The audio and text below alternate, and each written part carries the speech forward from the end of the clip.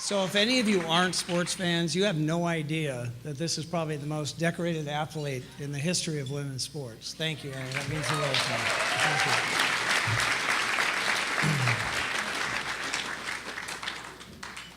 On early Sunday morning last May, my partner Todd and I boarded a flight in San Francisco, headed to New York.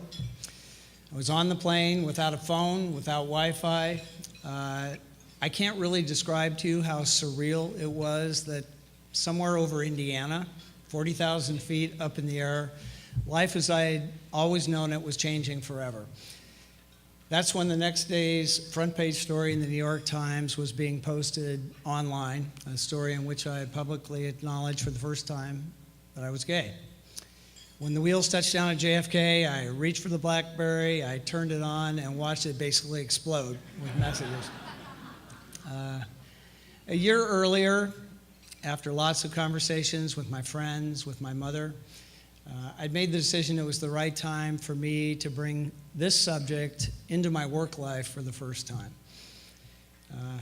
In many industries, it would absolutely be a non-story, but I've spent a lifetime working in men's professional team sports, a place where the subject of sexual orientation and gender identity is still a very uncomfortable topic.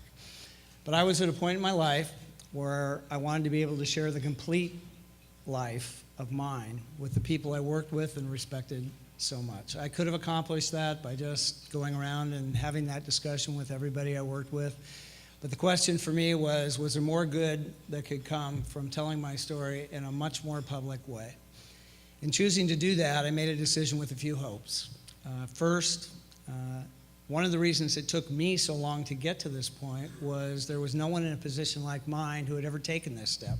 I couldn't watch to see how it turned out for someone else and have confidence that I could continue to be successful in my career, and it was within my power to remove that obstacle for somebody else. Second, I hope to contribute to an increase in both the quality and the quantity of the dialogue about sexual orientation and gender identity in men's team sports.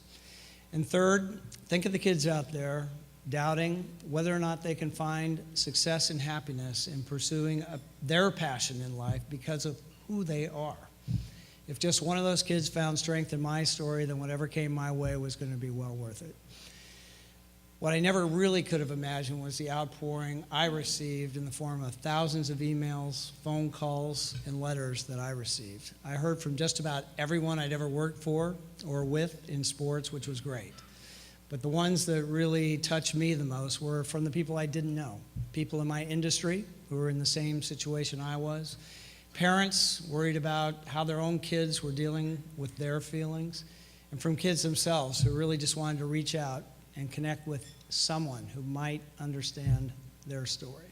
It was overwhelming in the most positive way, and today I feel a real sense of responsibility to be part of the ongoing discussion, especially in sports. There's so much work left to do. But because of your support of GLSEN and the GLSEN Sports Project, you're helping, and there's reason to be hopeful that things really are changing. The day the New York Times story ran, my favorite call was to my 13-year-old niece, Lexi, in Seattle. She couldn't wait to get on the phone to tell me that her coolness factor, her phrase, her coolness factor at school had increased 10 times since people found out I was her uncle.